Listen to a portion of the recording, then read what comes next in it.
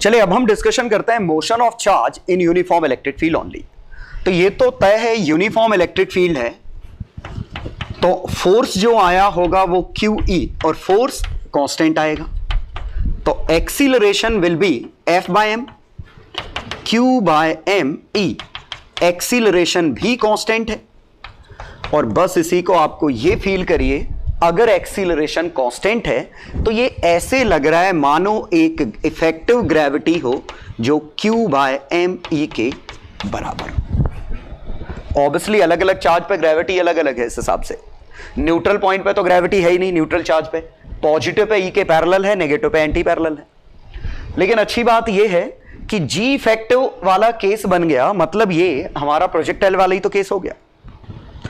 अब इसमें हम जानते हैं कि अगर G इफेक्टिव इधर है तो किसी भी मोशन में केसेस क्या बनेंगे, या तो हमने रिलीज्ड फ्रॉम रेस्ट हो या तो हम उसको रेस्ट से छोड़ दें। अगर किसी चार्ज को आपने या मास को जो भी माने रेस्ट से छोड़ा तो सिंपल सी बात है, वो जैसे इसको ड्रॉप किया स्ट्रेट लाइन में ही तो जाएगा। तो मोशन क्या होगी, स्ट्रेट लाइन, और वेलोसिटी किसी भी समय क्या होगी, QE/mt। ठीक है, डिस्प्लेसमेंट किसी भी समय क्या होगा, हाफ AT², हाफ QE/mt²। तो ये तो सबसे आसान केस हो गया कि रेस्ट से रिलीज किया। अब मैं बात करता हूं कि इनिशियल वेलोसिटी अगर नॉन जीरो होती, अगर वेलोसिटी नॉन जीरो है मतलब मुझे इसको वेलोसिटी देना है, तो केसेस क्या बनेंगे, या तो मैं नीचे की तरफ वेलोसिटी दे दी, नीचे की तरफ वेलोसिटी दी, स्ट्रेट लाइन है, या मैं एग्जैक्टली इसको ऊपर की तरफ वेलोसिटी दूं, अब भी स्ट्रेट लाइन है। ठीक है, मतलब वेलोसिटी अगर पैरेलल या एंटी पैरेलल हो जाए, वेलोसिटी पैरेलल और anti parallel to G effective या इलेक्ट्रिक फील्ड, फिलहाल G इफेक्टिव ही इलेक्ट्रिक फील्ड के पैरेलल है तो हम इसको इलेक्ट्रिक फील्ड भी मान सकते हैं। तो मोशन स्ट्रेट लाइन है। ठीक है, और बात बिल्कुल सही भी है, अगर वेलोसिटी नीचे और G भी नीचे तो velocity is equal to V initial plus GT और displacement UT plus half AT²। यही इनिशियल स्पीड ही मिनिमम है।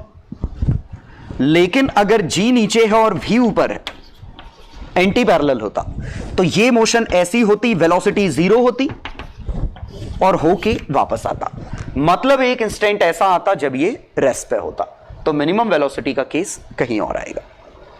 ठीक है, तो कॉमन सेंस है कि इसमें ये अपनी डायरेक्शन बदलेगा, कुछ समय के लिए इलेक्ट्रिक फील्ड के पैरेलल जाएगा, अगर पॉजिटिव चार्ज है तो रुकेगा, फिर वापस आ जाएगा।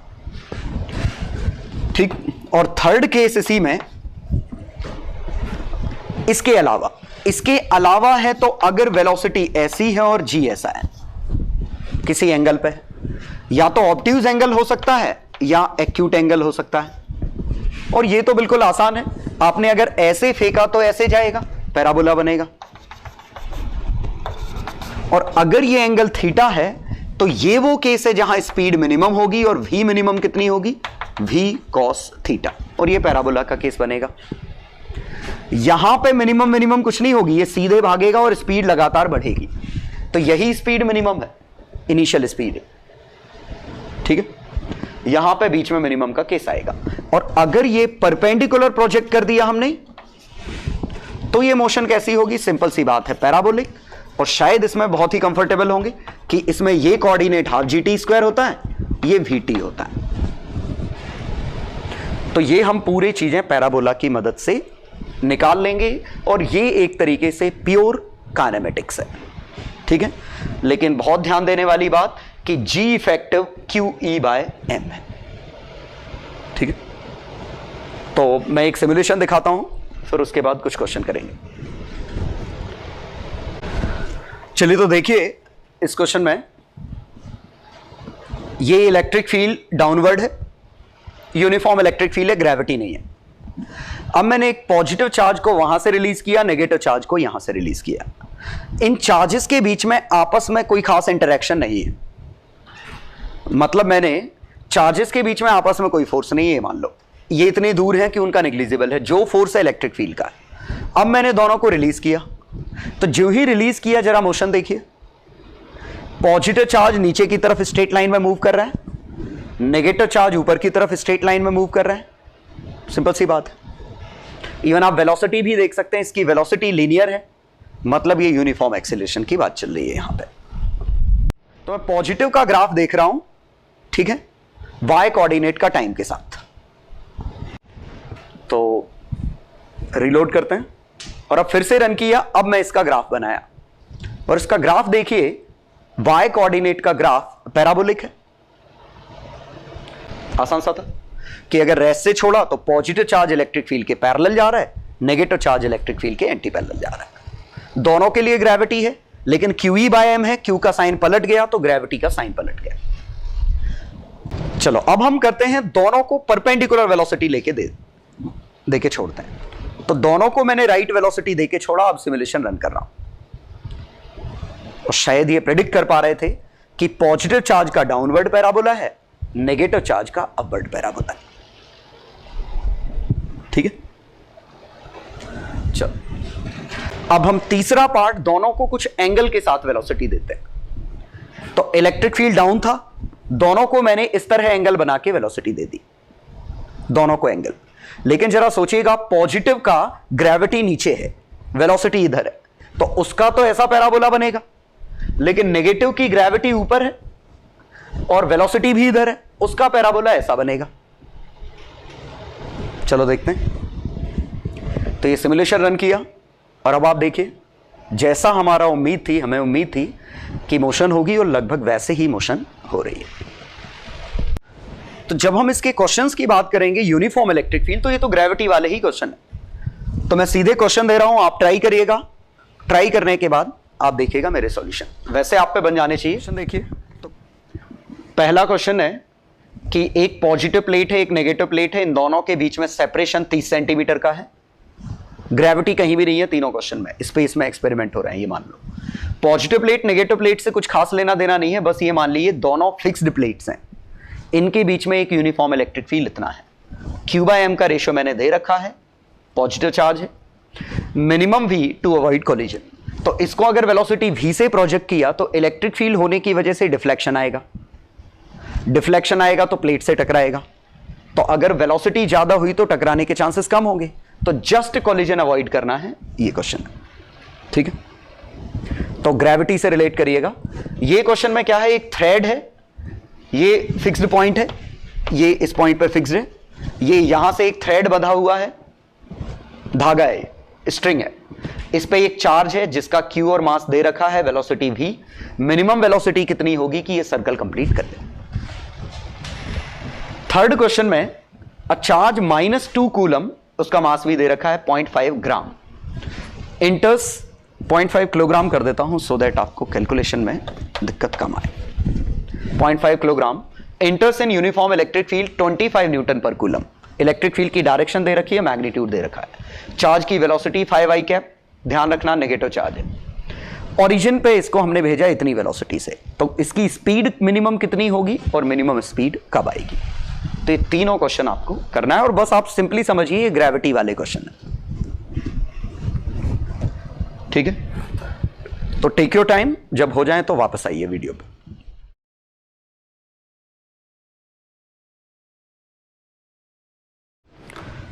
चलो पहला क्वेश्चन, पहले ये फील करने की कोशिश करिए कि ये क्वेश्चन कुछ ऐसा है कि ये मान लीजिए रूफ थी, ये फ्लोर था और एक बॉल को हमें वेलोसिटी V से फेंकना था कि ये फ्लोर पे ना टकराए। ग्रेविटी अगर नीचे है तो कम से कम कितनी स्पीड हो कि फ्लोर पे ना टकराए, तो ये यहां से निकल जाए।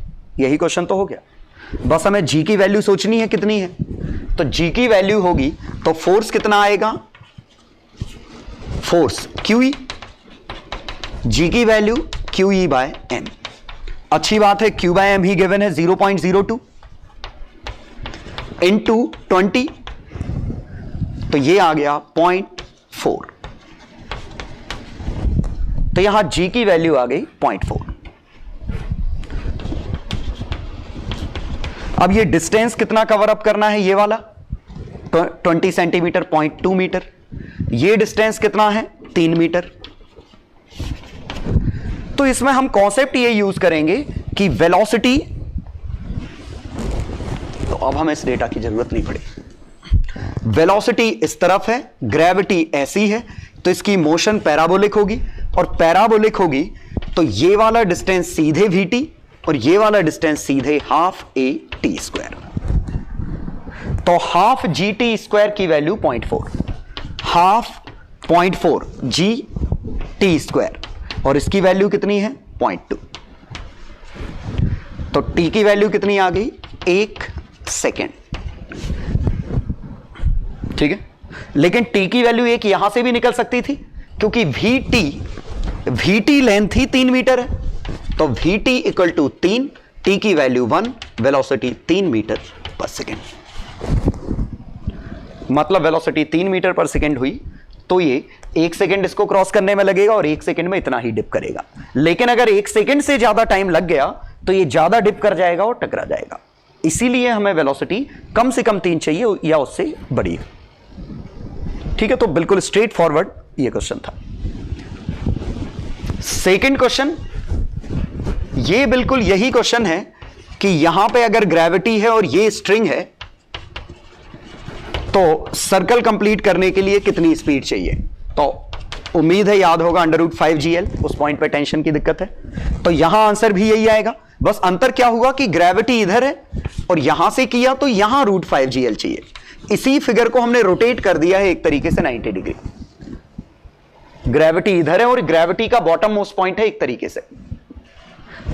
कंफ्यूज मत हो जाना कि आप ऐसे करो कि यहां √5gl चाहिए होती है और यहां पे √3gl चाहिए होती है, तो आप सोचो कि हम तो यहां हैं तो √3gl चाहिए। ये कब का था, जब ग्रेविटी नीचे है, और अगर ग्रेविटी इधर है तो यही तो बॉटम मोस्ट पॉइंट है, यही तो स्पीड मैक्सिमम होगी √5gl।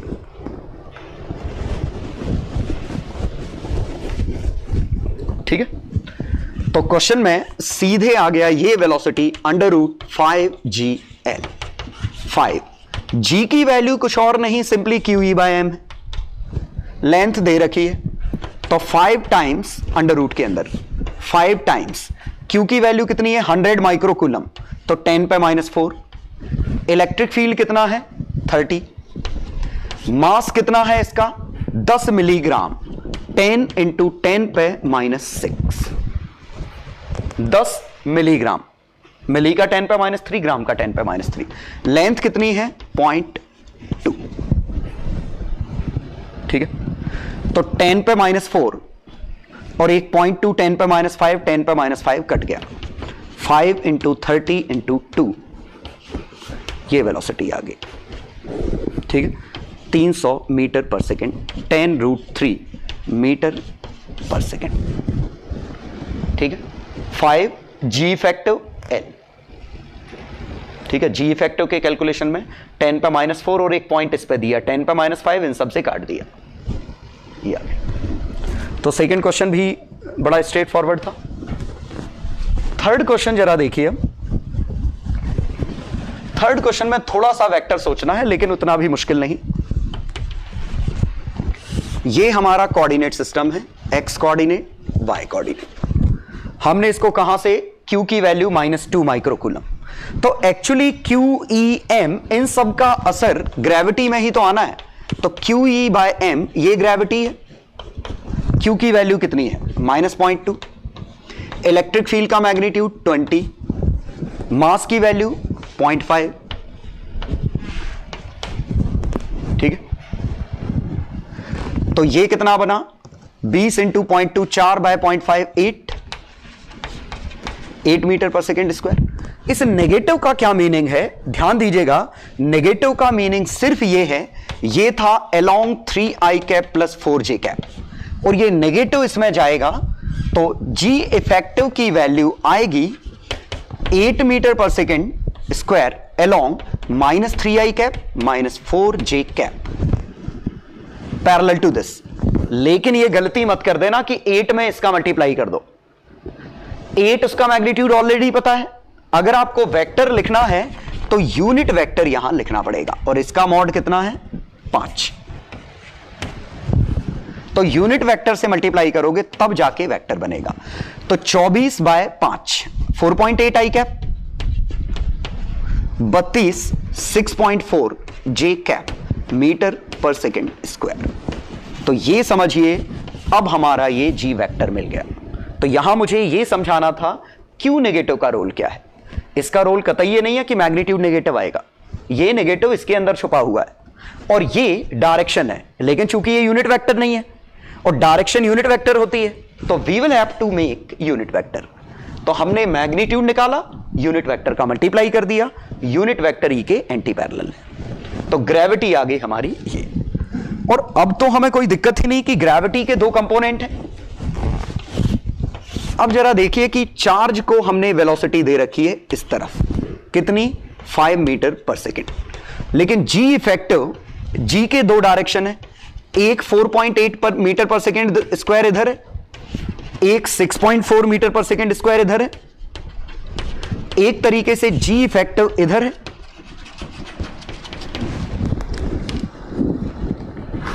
ठीक है।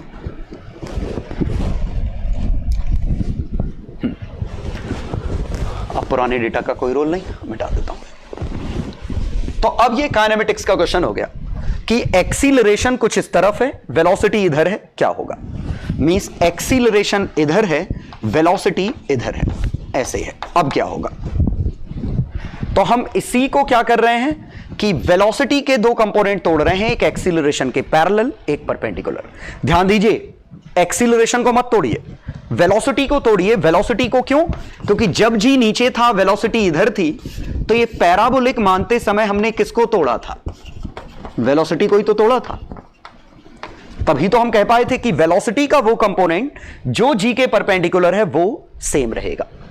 तो आप जी के कंपोनेंट नहीं तोड़ने थे, एक्चुअली हमें वेलोसिटी के कंपोनेंट तोड़ने थे। समझ गए? लेकिन ये एंगल उतना बुरा भी नहीं जितना बुरा लग रहा है। क्यों? 4.8 और 6.4 3/4, ये 37 डिग्री लिखा है।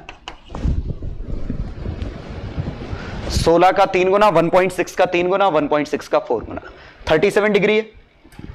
लेकिन हमें जी को नहीं तोड़ना है, तो जी का मैग्नीट्यूड कितना है? 8। ये 8 ज्यों का त्यों लिखा रही। और अब आप इसको रिजॉल्व कर दीजिए। अब इसको रिजॉल्व करते तो ये डायरेक्शन कितनी आती? तो ये 37 डिग्री बनता। 37 समझ में शायद ना आया हो, वो मैं समझा देता हूं। जी इफेक्टिव इधर है, वेलोसिटी इधर है, ये 37 डिग्री है। वेलोसिटी को इसके परपेंडिकुलर रिजॉल्व करना है, तो ये भी 37 होगा। ये 37 53 37। तो वेलोसिटी के कंपोनेंट आ गए, ये 5 था। ये वेलोसिटी का कंपोनेंट कितना है? 4। ये वेलोसिटी का कंपोनेंट कितना है? 3। अब फील करिए कि ये जो मोशन है ये इस तरह का पैराबोला है, ये इस तरह का पैराबोला है। इसको आप ग्राउंड सोचिए और ग्राउंड के परपेंडिकुलर ग्रेविटी है। वेलोसिटी 5 मीटर पर सेकेंड से फेंका तो एक कंपोनेंट 3 है, एक कंपोनेंट 4 है। तो मिनिमम वेलोसिटी इस पॉइंट पे आएगी, क्योंकि जब ये कंपोनेंट खत्म हो जाएगा तो मिनिमम वेलोसिटी कितनी है? 4। तो ये आंसर आया मिनिमम वेलोसिटी का। लेकिन हमें टाइम भी चाहिए, तो टाइम कितना लगा यहां से यहां तक जाने में? ये कंपोनेंट हमने खत्म किया है, तो v sin थीटा बाय जी। तो टाइम लगा 3 मीटर पर सेकेंड को खत्म किया किसने? 8 मीटर पर सेकेंड स्क्वायर ने। तो 3/8 सेकेंड। और मिनिमम वेलोसिटी कितनी है? 4 मीटर पर सेकेंड। और ये पूरा डिस्कशन समझिए, जब भी यूनिफॉर्म एक्सीलरेशन हो, जब भी एक्सीलरेशन वेक्टर का mod constant, sorry acceleration vector constant हो, वेलोसिटी वेक्टर कांस्टेंट हो, ये मोशन स्टडी करने के लिए हम हमेशा ये देखेंगे क्या वेलोसिटी 0 है? अगर वेलोसिटी 0 है तो ड्रॉप करने का केस है, स्ट्रेट लाइन है। क्या वेलोसिटी पैरेलल या एंटी पैरेलल है? तो भी स्ट्रेट लाइन है। और इसके अलावा हर केस में पैराबोला है। ठीक है? तो यूनिफॉर्म एक्सीलरेशन या यूनिफॉर्म फोर्स के केस में या तो स्ट्रेट लाइन बनेगा। तो स्ट्रेट लाइन कब बन रहा है? जब या तो वेलोसिटी 0 हो या वेलोसिटी पैरेलल और एंटी पैरेलल हो। इन सभी को मैं एक साथ कंबाइन कर सकता हूं, V क्रॉस A 0 हो। सोचो, अगर क्रॉस प्रोडक्ट 0 है तो या तो वो वेक्टर ही 0 हो या पैरेलल या एंटी पैरेलल हो, और अदरवाइज इसके अलावा अगर ये केस नहीं हुआ तो पैराबोला है। तो पैराबोला कब बन रहा है? जब इनका क्रॉस प्रोडक्ट नॉन जीरो। अगर क्रॉस प्रोडक्ट नॉन जीरो हुआ मतलब वेलोसिटी जीरो भी नहीं है, पैरेलल भी नहीं है, एंटी पैरेलल भी नहीं है, तो पक्का पैराबोला होगा। और पैराबोला निकाल कैसे रहे हैं? ध्यान दीजिए, resolve velocity not acceleration. Velocity को रिजॉल्व करिए perpendicular and parallel to acceleration. The component of velocity which is perpendicular to acceleration will remain unchanged, only the component which is along acceleration will be changing. और इसके बाद तो हम कर ही लेते हैं। इवन ये भी निकाल सकते थे कि ये यहां कब पहुंचेगा। जैसे हमसे पूछा होता ये कोऑर्डिनेट क्या होते, तो ये मैक्सिमम हाइट का फॉर्मूला लगा देना, इसमें आधी रेंज का फॉर्मूला लगा देना, ये कोऑर्डिनेट मिल गए, ये मिल गए, ठीक है। इवन हम इसकी पोजीशन वेक्टर तो बहुत ही आसान था, क्योंकि पोजीशन वेक्टर हम हमेशा initial position plus UT plus half A T square. ध्यान दीजिएगा, ये फॉर्मूला वेक्टर फॉर्म में हमेशा सही है, बशर्ते एक्सीलरेशन वेक्टर कांस्टेंट हो। तो आर वेक्टर हम किसी भी समय लिखते तो इनिशियल कितना था? 0, ओरिजिन पे था। इनिशियल वेलोसिटी कितनी है? 5i cap T plus acceleration कितना है वेक्टर फॉर्म में? -4.8i cap -6.4j cap into T square. Velocity किसी भी समय पे लिखते तो v initial plus at। v initial कितनी है? 5i cap T. एक्सीलरेशन कितना है? -4.8 i cap -6.4 j cap into T. ये मैं इसलिए बता रहा हूं कि अगर आप ये लिख पा रहे हैं, जैसे हमने ये वेलोसिटी लिख ली फॉर्मूला लगा के, तो किसी भी समय वेलोसिटी लिख सकते थे हम 5t -4.8 i cap -6.4 t j cap. तो मॉड कितना है? 5t -4.8 का होल स्क्वायर प्लस 6.4t का होल स्क्वायर का under root, sorry 5i cap है, t इस पे नहीं है, सॉरी 5i कैप और ये, तो ये लिखा। अब हम इसका मैक्सिमम मिनिमा सॉल्व करें, तो इसका मैक्सिमम मिनिमा सॉल्व करते तो इसका डेरिवेटिव 0 करते, 5 - 4.8t इंटू 4.8 डेरिवेटिव किया, प्लस 6.4t का ट्वाइस इंटू 6.4 इक्वल टू 0। मतलब ये दोनों आपस में बराबर कर दिए, 2 से 2 कट गया, तो 5 इंटू 4.8 इज इक्वल टू 4.8 का होल स्क्वायर प्लस 6.4 का होल स्क्वायर इंटू टी। और ये 64 इंटू टी लिखा है, सॉरी कितना 8 इंटू टी लिखा है, 8 स्क्वायर इंटू टी। और ये बना 5 इंटू 4.8 24। तो टी की वैल्यू आई 3/8, यही आई थी। लेकिन ये हमने क्या किया, मैक्सिमम मिनिमा से संघर्ष करके आंसर निकाला, जबकि हमें सीधे समझ में आ रहा था कि ये हम नॉर्मल पैराबोला जो हम काइनेमेटिक्स में पढ़ते हैं उसमें तोड़ के निकाल सकते थे। अदरवाइज स्पीड निकाली, ये निकाला, ठीक।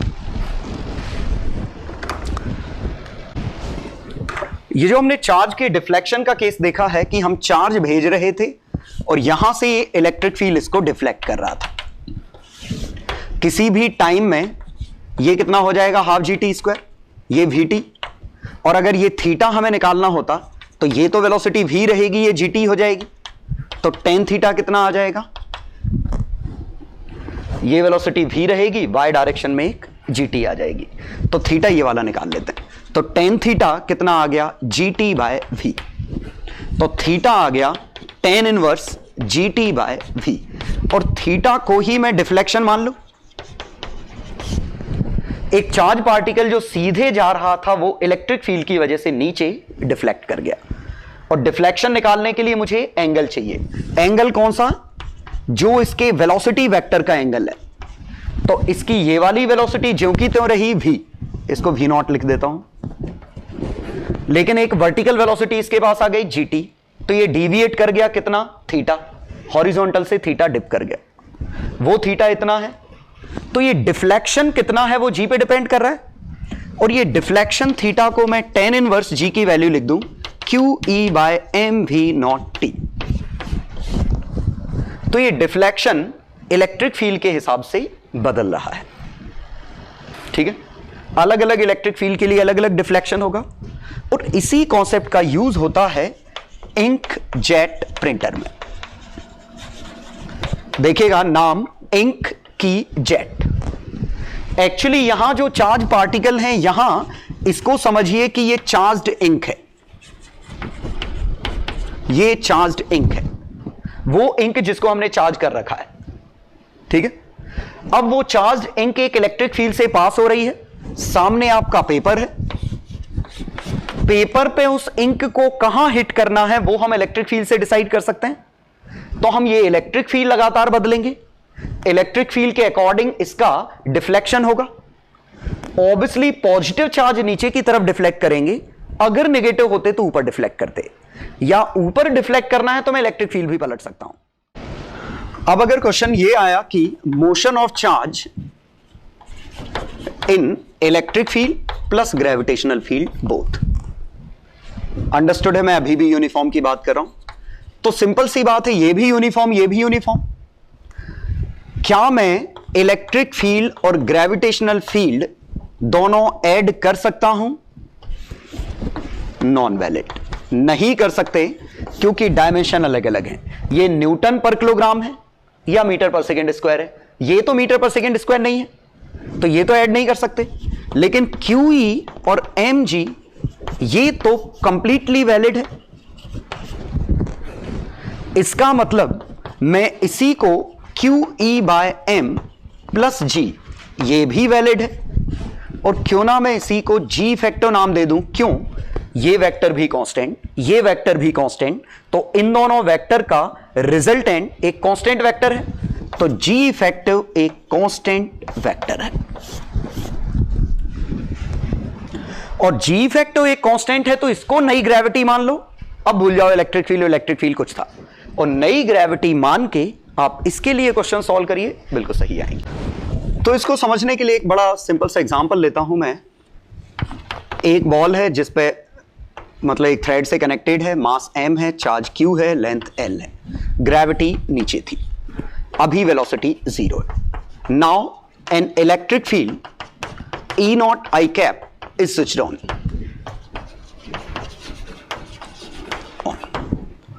Find theta at equilibrium, maximum theta deflected, maximum speed, ठीक है। तो हम इस क्वेश्चन को समझने के लिए क्या कर रहे हैं कि इस पे हमने माना एक QE फोर्स है, एक फोर्स mg है, एक फोर्स हमेशा वर्टिकली डाउन है, ये एक फोर्स हमेशा हॉरिजॉन्टल है। लेकिन दिक्कत ये है कि ये ऐसे मूव नहीं करना है, इसको तो ऐसे सर्कुलर में मूव करना है, क्योंकि थ्रेड भी है। तो ये सर्कुलर में ऐसे मूव करता तो ये टेंशन T, इसकी मोशन तो कुछ ऐसी होगी, और किसी भी समय इस पे वेलोसिटी v है, मान लिया ये एंगल थीटा है। लेकिन देखिए इस पे QE अब भी इधर है, mg अब भी नीचे है, तो यहां से यहां के दौरान मैंने माना अगर इसकी वेलोसिटी v आ गई, अभी वेलोसिटी कितनी थी? 0, तो मैं यहां से यहां तक वर्क एनर्जी थ्योरम लगा सकता हूं, यहां से यहां तक वर्क एनर्जी थ्योरम लगा देता हूं। तो work done by tension, work done by electrostatic force, work done by gravity, तीनों का सम 0, सॉरी तीनों का sum is equal to final kinetic energy minus initial kinetic energy. Tension का वर्क डन मेरे ख्याल से कोई डाउट नहीं, 0 परपेंडिकुलर है। ग्रेविटी का वर्क डन mg वर्टिकल है, वर्टिकल डायरेक्शन में डिस्प्लेसमेंट हमने ये किया, तो नेगेटिव, सॉरी पहले इलेक्ट्रोस्टैटिक का टर्म है, पहले इलेक्ट्रोस्टैटिक्स लिख लेते हैं। QE दाएं तरफ है, हमेशा कांस्टेंट है, तो QE के पैरेलल जो डिस्प्लेसमेंट है QE इंटू L का sine theta, QE L sine theta. Gravity नीचे है, डिस्प्लेसमेंट ऊपर है, तो इसका work done negative, mg into height कितनी बढ़ गया ये, L minus L cos theta. Final kinetic energy half mv final square, initial 0। Rest से चालू किया था, तो किसी भी समय हमें वेलोसिटी मिल गई कितनी, √2 QE by m sine theta minus G1 minus cos theta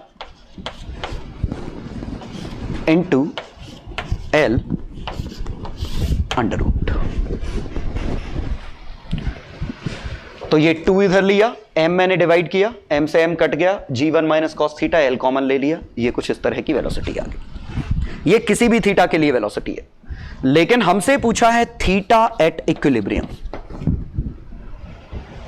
ठीक है, मैक्सिमम थीटा डिफ्लेक्टेड। तो पहले मैं सेकंड निकाल लेता हूं, मैक्सिमम थीटा डिफ्लेक्टेड, जब थीटा मैक्सिमम होगा गारंटीड उस समय वेलोसिटी 0 होगी, क्योंकि मैक्सिमम एंगल पे ये रुक चुका होगा, तब तक ही तो जाता जाएगा जब तक रुक नहीं जाता। और वेलोसिटी को 0 करें, वेलोसिटी को 0 करते, v फाइनल को 0 करते, तो ये बनता QE by m sine theta is equal to G1 minus cos theta. तो ये आया 1 minus cos theta by sine theta is equal to QE by mg। ये 2 sine square theta by 2 about 2 sine theta by 2 cos theta by 2, तो ये tan theta by 2 मिल गया। तो theta equal to 2 tan inverse QE by mg, ये आ गया। अब maximum speed पूछी है, तो मैक्सिमम स्पीड कहां पे होगी, तो एक तो तरीका है थीटा के रिस्पेक्ट में इसको डिफरेंशिएट करके मैक्सिमम मिनिमा के लिए सॉल्व कर सकते थे, कि थीटा के रिस्पेक्ट में डेरिवेटिव कर दो, जहां मैक्सिमम मिनिमा आएगा वही हमारा आंसर है, ठीक है। या आप ये भी सोच सकते थे इक्विलिब्रियम पे ही मैक्सिमम स्पीड होगी। क्यों? इक्विलिब्रियम वो केस है जहां एक्सीलरेशन 0 और वेलोसिटी का मैक्सिमा, मतलब dv बाय डी थीटा या dt जो भी है 0 करते, मतलब इसका डेरिवेटिव 0 करते, मतलब एक्सीलरेशन 0 होता, ठीक है। वैसे भी आप जानते हैं कि ऑक्सीलेशंस में मीन पोजीशन पे वेलोसिटी मैक्सिमम होती है, एक्सीलरेशन 0 होता है, फोर्स 0 होता है। तो इक्विलिब्रियम में बिल्कुल मत सोचिएगा इक्विलिब्रियम मतलब स्टेशनरी पॉइंट है। इक्विलिब्रियम वो होता है जहां फोर्सेस या टॉर्क 0 हो जाएं। रियलिटी ये है कि यहां हम फोर्स 0 नहीं बात कर रहे हैं, हम टॉर्क की बात कर रहे हैं, क्योंकि एंगुलर मोशन। तो अब मैं निकालूं कि टॉर्क किस पॉइंट पे 0 है।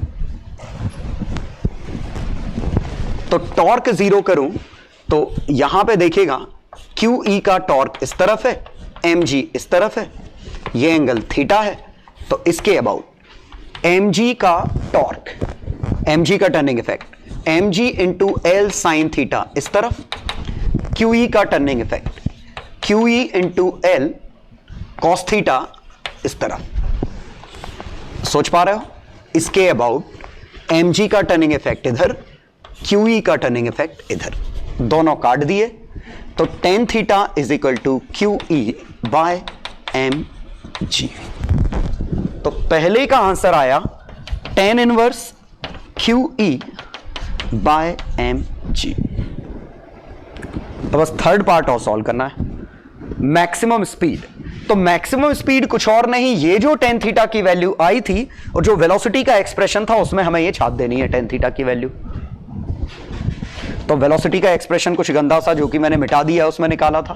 तो tan थीटा अगर QE बाय mg है तो यहां से साइन थीटा कॉस थीटा की वैल्यू निकाल सकते हो, होल स्क्वायर अंडर रूट छाप देना। चलिए, तो एक तो तरीका ये था, लेकिन जरा देखिए इस तरीके में कुछ खास हिंट ये भी नहीं मिल रही है कि ये आधा आया, ये इत्तेफाक है कि आ नहीं था, मैक्सिमम स्पीड भी हम मैथमेटिकली करे जा रहे हैं, फील व्हील कुछ खास नहीं आ रहा है। अब हम इसमें फील लाने की कोशिश करते हैं। तो बस आप ये समझिए कि मान लीजिए ये हमारा mg था, ये हमारा qe था, तो दो ग्रेविटी थी, एक g एक qe बाय m, ये हमारा थीटा नॉट।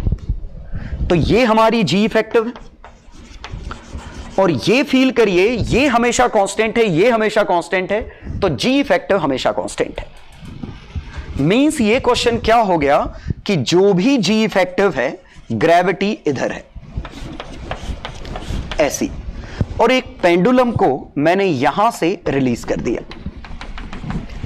अब जरा सोचिएगा इस पेंडुलम को यहां से रिलीज करते, यहां से छोड़ देते तो होता क्या, ये ऑक्सीलेट करना चालू करता ना। यहां से छोड़ते तो चूंकि ग्रेविटी यहां है तो यहां आएगा, तो यहां पे इसकी वेलोसिटी मैक्सिमम होगी और उतने ही एंगल पे जब इधर जाएगा तो इसकी वेलोसिटी 0 होगी। सोचो, तो सीधे समझ में आ गया कि जितना इससे इक्विलिब्रियम के लिए आएगा उतना ही इससे अगले एक्सट्रीम पोजीशन पे। और सही बात है, नॉर्मल पेंडुलम ही तो हो गया कि नॉर्मल पेंडुलम में जैसे ये नॉर्मल पेंडुलम है, ये इधर ये ऐसे ऑक्सीलेट करता है, तो जितने थीटा से ले जाएंगे यहां जाएगा उतने ही थीटा पे उधर पहुंचेगा। तो ये जो ऑक्सीलेशंस होते हैं, ये तो हवा में ही उड़ गया वैसे। तो नॉर्मल पेंडुलम का केस जो होता है ये कि वेलोसिटी 0 से ले गए, ये थीटा है, ये यहां वेलोसिटी 0 होगी उतना ही थीटा बनेगा, यहां मैक्सिमम स्पीड होगी और ये maximum speed √2g h, h ये वाली लेंथ यही होती। तो अब हमें सबके आंसर मिल गए।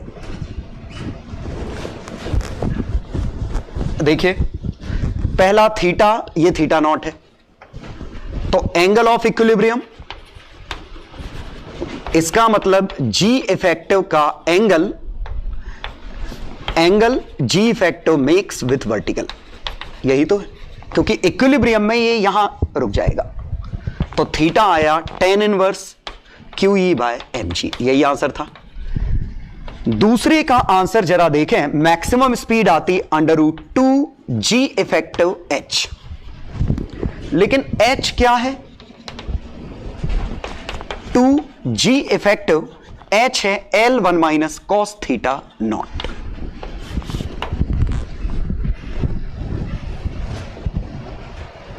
L क्या है, ये हाइट है, ये हाइट कितनी है, L में से L cos थीटा घटा दो, ये जैसे कि यहां L minus L cos theta.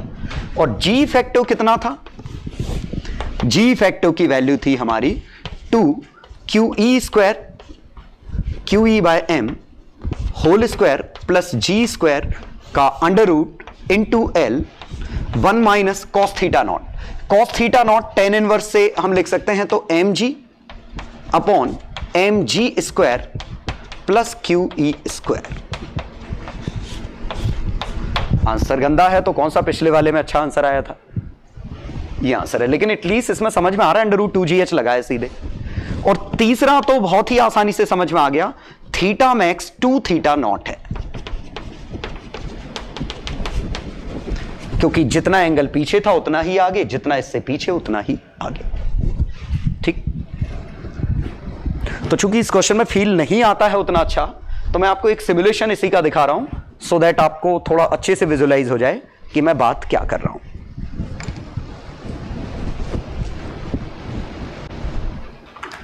तो देखिए इस सिमुलेशन में, यहां जो सिमुलेशन दिख रहा है, एक पेंडुलम है, ग्रेविटी नीचे है, पेंडुलम पे चार्ज है, ठीक है, और अब मैंने ग्रेविटी नीचे रखी है और इसको एक स्लाइट एंगल पे डिस्प्लेसमेंट देके छोड़ रहा हूं। तो एज एक्सपेक्टेड ये वर्टिकल डायरेक्शन के अबाउट ऑक्सीलेट कर रहा है, और ऑक्सीलेट करना भी था इसको, क्योंकि अकेली ही ग्रेविटी है, अकेले चार्ज होने से कुछ नहीं होता, आपको एक इलेक्ट्रिक फील्ड भी चाहिए जो इस पर फोर्स लगा सके। तो इलेक्ट्रिक फील्ड तो अभी है नहीं, तो नॉर्मली वर्टिकल डायरेक्शन के अबाउट ये ऑक्सीलेशन कर रहा है। ठीक है, अब मैं क्या कर रहा हूं, यहां एक इलेक्ट्रिक फील्ड इंट्रोड्यूस करने वाला हूं, और मैं इलेक्ट्रिक फील्ड कुछ इस तरह इंट्रोड्यूस कर रहा हूं कि QE और एम जी आपस में बराबर हो, Q E by M G के बराबर हो, इसका मतलब क्यू ई और एम जी बराबर हैं, तो जो टेन थीटा हमने सॉल्व किया था, या जो जी फैक्टर में एक जी इधर आएगा, एक जी इधर आएगा, और ये कितना है क्यू ई बाय एम, और ये अगर जी के ही बराबर आया तो जी फैक्टर कितना बनेगा, जी रूट 2, और किस एंगल पे, 45 पे। इसका मतलब जी फैक्टर हमारा इस तरफ, इस डायरेक्शन में 45 डिग्री पे आएगा। अब इलेक्ट्रिक फील्ड स्विच ऑन करके मैं जो ही सिमुलेशन रन करूंगा, अब आप यहां गौर से देखिएगा, ठीक है। तो ऑक्सीलेशंस दिखे, और ऑक्सीलेशन क्या दिखे कि ये वर्टिकल से 90 डिग्री तक जा रहा है, 45 तक नहीं जा रहा है, वर्टिकल से 90 तक गया, वापस आया, क्योंकि यहां से 45 पे इक्विलिब्रियम आता, लेकिन अब तक वेलोसिटी ले चुका है, इसीलिए ये डबल एंगल तक मूव करा, और ऐसे ऐसे मूव कर रहे हैं, ठीक है, कोई दिक्कत तो नहीं। मतलब ये ठीक वही है कि अगर मैं g की वैल्यू g रूट 2 रख दूं और इसकी मोशन देखूं तो बिल्कुल ऐसी ही आएगी। लेकिन फिलहाल आप यहां फोर्सेस देखिए, इसके फ्री बॉडी डायग्राम में जो वेक्टर दिख रहे हैं mg और qe, दोनों हमेशा बराबर है, हर इंस्टेंट पे बराबर है, हर इंस्टेंट पे कांस्टेंट है, मतलब रिजल्टेंट हर इंस्टेंट पे mg रूट 2 इधर लग रहा है। तो ये एक तरह से यूनिफॉर्म ग्रेविटी का केस है। और मैक्सिमम वेलोसिटी किस पॉइंट पे आ रही है देख लो, 45 डिग्री पे। इवन हम वेलोसिटी किसी भी इंस्टेंट पे हम निकाल सकते थे, क्योंकि अब तो हमें पता है कि ये क्वेश्चन यही तो हो गया कि आप कहीं यहां से रिलीज कर रहे हो, ये ऐसे मूव कर रहा है, जी आपका इधर है, जी इफेक्टिव, तो आपको इसके रिस्पेक्ट में वर्क एनर्जी थ्योरम लगा देना।